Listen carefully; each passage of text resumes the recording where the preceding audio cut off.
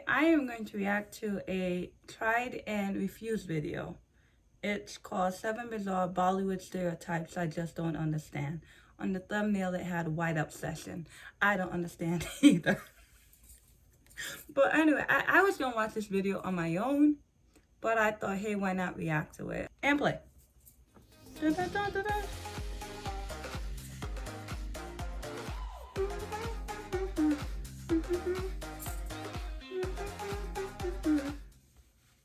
There are many aspects of commercial Bollywood cinema that we have grown up and fallen in love with. This ranges from the make-believe world we get transported to, the vibrant colors, the opulence and scale, the magic of song and dance, and well, just a moment to detach from your real-life problems. What comes with many of the positives of Bollywood films and watching it for several years is that you become privy to the habit of creators to execute the same kind of tropes or stereotypes that from a viewer's perspective become repetitive and misinformed. Through this video, I want to talk about the execution of elements which are problematic and that the audiences are getting tired of. These range from bizarre creative choices that have become a staple and the portrayal of communities with only broad strokes. So much so that it becomes the perception of an entire community on a national scale. The first thing that comes to mind is Punjabis. One of the most annoying tropes or stereotypes that you are tired of when he watching said that, films. Punjabis have a describe stereotype in film Bollywood productions films. with 7 bizarre Bollywood stereotypes I just don't understand.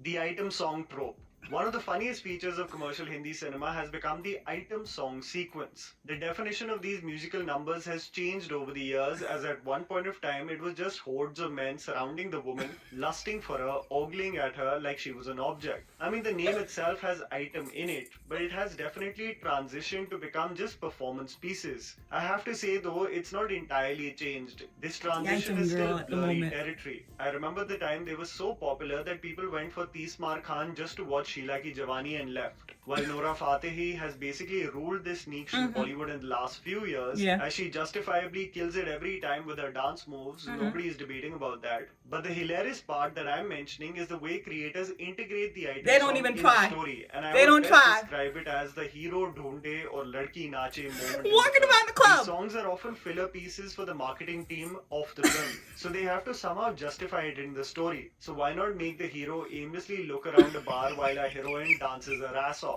You see this in Satyamev Jayate with Dilbar, 1, 2, 3 in Bagi 2, Do You Love Me in Bagi 3. They don't try with item song anymore. But I love an item song. How Raja in Gabbar is back, Laila Mein Laila in Reis, and the list carries on. I just find it funny that while a full-on dance piece is happening, the director is like, yaar, in the background just walk around a bit as if you're looking for someone. You know, continuity's sake. Laila Mein Laila too. I love an item song. I love an item song. I don't have a problem with item song. I don't think they're trying anymore. I don't think they're trying to really incorporate the item song into the film. It's almost as if it's was created after and then they're trying to smush it in or something. But then also let me think back, were item songs really in the movies? Were they? No, item songs used to be like, we have a special performer, and then Urmila would show up and do Chama Chama. Or we'd go away to some kind of fantasy, like Chaya Chaya. So, I mean, like, I don't know if it's really changed up, but I don't think they're being as creative as they used to be. But maybe that's just me. Maybe I could be wrong, but I love an item song. Also, who left Tees Maar Khan? Who paid for Tees Maar Khan, watched Sheila Ki Jawani, and just went home? I know the movie is bad, but you already paid for it. I would at least stayed and suffered through it. That seems wrong. Like, that seems like a waste of money. I have often spoken about the over-the-top nature with which Indian communities have been portrayed in commercial Hindi cinema. I remember speaking about specifically the Punjabi and Gorkha community. All Punjabis drink lassi, eat tandoori chicken, loud, and do bhangra in their spare time. They're While brave the too, Gorkha though. community only occupy jobs of security guards and keep on saying Salam Shabji. The Bengali community in Bollywood has also experienced this tonality when it comes to the portrayal of their community. The Bengalis for years have been portrayed as the middle-parted, oily-haired, pan-chewing intellectuals or artists in films. The problem lies even more so in the execution of the Bengali accent and their tropes. From Akshay Kumar in Gold wearing a lungi and singing Mainu Chad Gayi Hai, or even lame attempts by skilled actors like Nasruddin Shah in Saath Khoon Maaf and Jackie Shroff in Devdas as Chunni Babu, constantly saying Bondu. The portrayal and execution of the community has been rather one-tone, while I've actors never like thought about Parambatra Chatterjee the way and Bengalis Jishu are. Sen Gupta have proven to assimilate perfectly in Hindi cinema and accurately portray these roles. The golden sari-clad don't know women about- with I the have to look sindoor more into that. highlighted in Indian television also have not done any favors with their over-the-top and devious portrayals of Bengali women on Indian television. I think a director in the commercial space that has portrayed the community with some form of accuracy while still being hilarious is Shujit Sarkar, with films like Vicky Donor and Piku. Portrayals that were genuinely funny without coming across as jarring. Justification. Bengali portrayals in Bollywood have never bothered me. Not the way Punjabis are portrayed. I feel like Punjabis are more stereotyped, but maybe it's because Punjabis on the other side and we're still just more loud and brazen and in your face. Justification of accents. You know, at one point of time, there was a list of actors who were basically dubbed by Mona Ghosh Shetty in the mid-2000s. The reason for it was because the actresses could literally not speak in Hindi. And this included actors like Katrina Kaif, Jacqueline Fernandez, and Nargis Fakhri. So in order to justify their appearance, and in some cases, she was also British, not so she even had talking in Hindi in these films, the writers would basically formulate a backstory, making these characters have a foreign lineage, either a British or American father or mother. While in context this made sense for films like Namaste London, it's hilarious that at one point of time, and even today in some cases, the writing would change depending on the limitations of an actor in speaking the language, which is hilariously the medium to communicate, probably a film's most important quality. This was why get a process which person who can't showcases speak the the problem with the language? writing in commercial Hindi films, that is star-led rather than story-driven. I think this is the main reason why people today want an accurate portrayal of characters and where they come from. A woman who is badass. This might be a... Oh, I'm sorry. I'm watching this on YouTube. I didn't even download it because I didn't think I was going to react to this. And I think Katrina is the best success story in terms of actresses who used to be dubbed and now are, speaking their own dialogue. And she's become more natural with it. But that's come from someone who doesn't speak the language, who's just judging her from hearing it before to hearing how she delivers dialogue now. She's certainly become a lot better.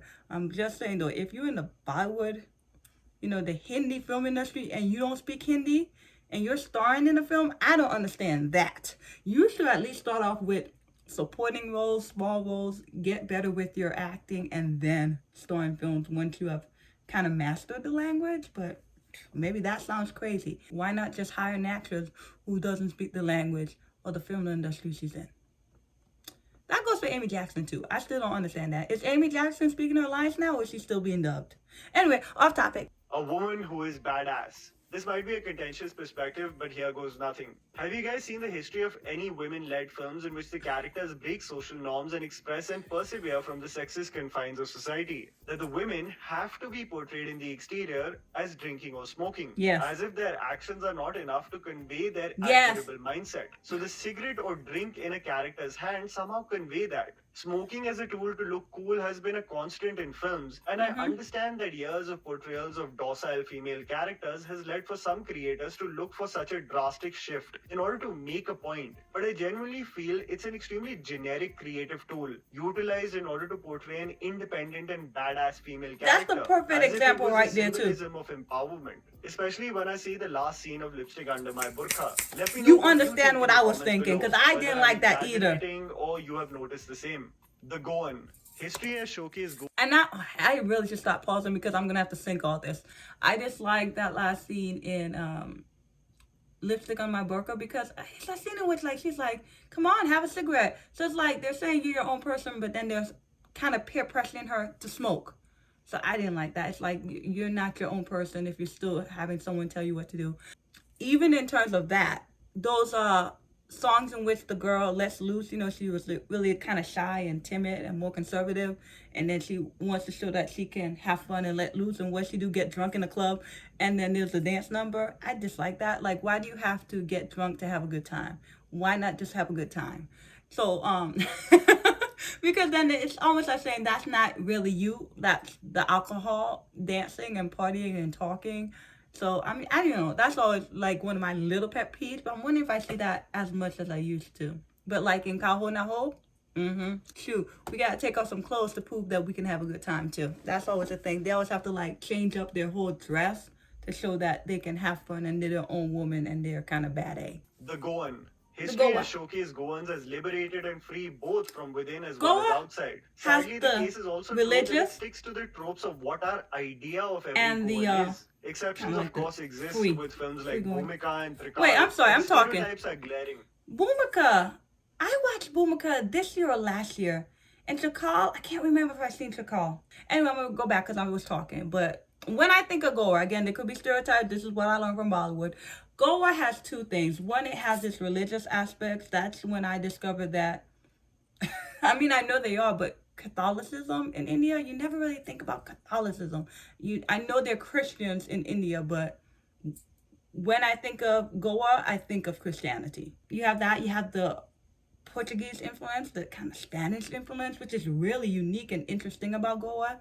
But then also I think about the party side, the wild side. You have the beaches, the fun, the drugs. And so I think of all those things when I think about Goa. The Goan. History has showcased Goans as liberated and free both from within as well as outside. Okay. Sadly, the case is also true that it sticks to the tropes of what our idea of every Goan is. Exceptions, of course, exist with films like Bhumika and Trikal, but the stereotypes are glaring. The Goan woman has a history of being portrayed as a confident, skirt-wearing and sexually liberated individual, speaking Hindi in an anglicized fashion which is quite contrary to that's the a good generic movie. coy and soft-spoken Hindi heroine, bringing about the connotation of them being easy. The old Goan women, always portrayed as Catholics, are God-fearing and will say dialogues like, "God tumhara raksha karega, my son." While this is still a rarity and the over-the-top nature of it was seen in Dimple Kapadia's performance in Finding Fanny, it is the portrayal of the constantly drunk Goan man that annoys me. If you look at the constantly drinking, skullcap and lungi wearing Premnath in Bobby, or Pran singing "Phir na kehna, Michael daru pee ke danga karta hai" in Majboor, it still sets an idea of what Goans are like on a national scale. Every Goan does not have the surname De Costa, and trust me, no Goan is wearing floral shirts and fedoras anywhere. Foreign dancers. I'm not bothered. Goa doesn't bother me because I feel like I don't see it that much. I mean, I don't see a lot of movies taking place in Goa.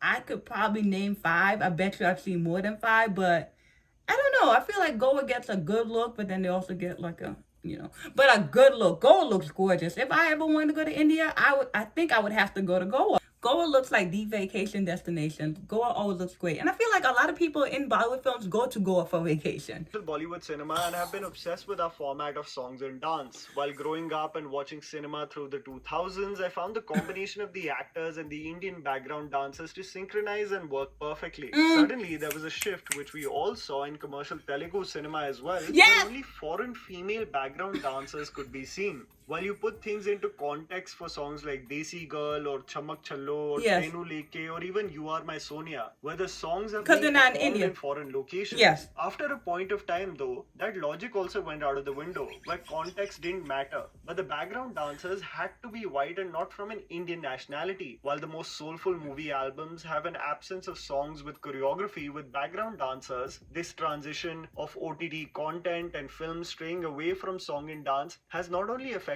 the jobs of background dancers, but this transition of preferring foreign dancers actually made them basically unsuitable for many projects. You look at Darde Disco, the picturization of the helicopter Ila song Ruk Ruk, the I've never popular seen that. Telugu song Toplessy Podi with Alu Arjun, the hookup song from Student of the Year 2. Hilariously, this feature also exists in a song titled Mumbai Dilli Di Kudiyan. How ironic, right? You look at Bala and Houseful 4 and the list goes on. I can only assume to equate this transition for creators to have an obsession with white skin as the only desirable color. That's always that I would say it bothered me. If anyone gets a job, anyone gets a job. If I could do it, I would do it. But I'm not bothered by that. I just find it weird. I remember watching or reacting to like I think it was a Tiger song. And I was like, man, I was looking at Tiger the whole time. I can't even tell you what the backup dancers look like. And I said, I bet they're white women and Indian men.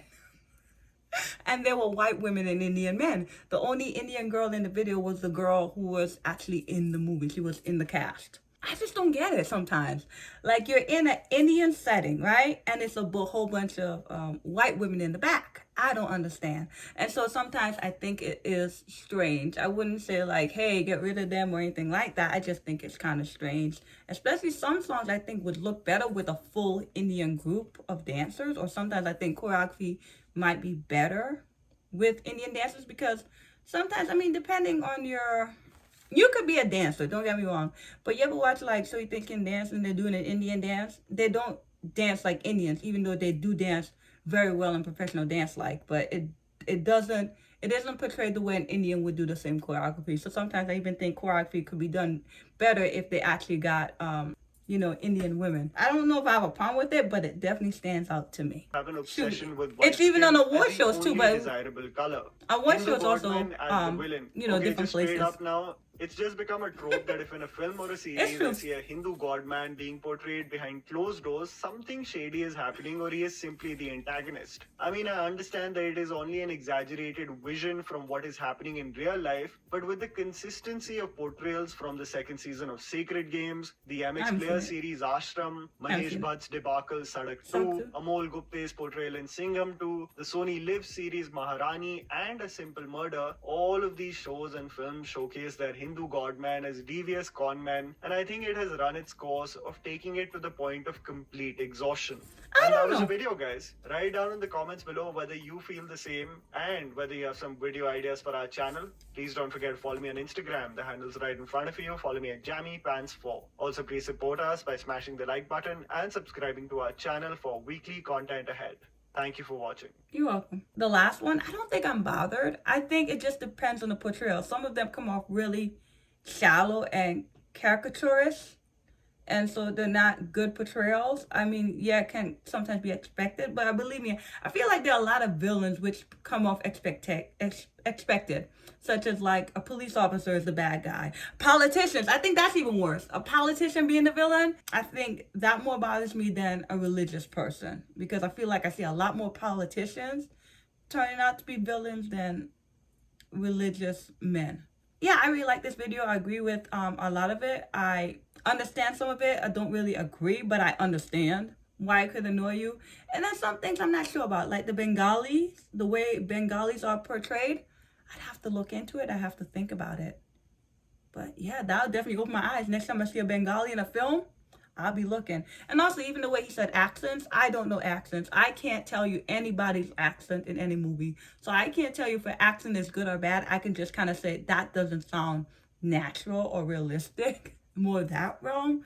But I can't tell you that's a true, authentic Bengali accent. I can't tell you that kind of stuff. But yeah, this was a good video. Bye.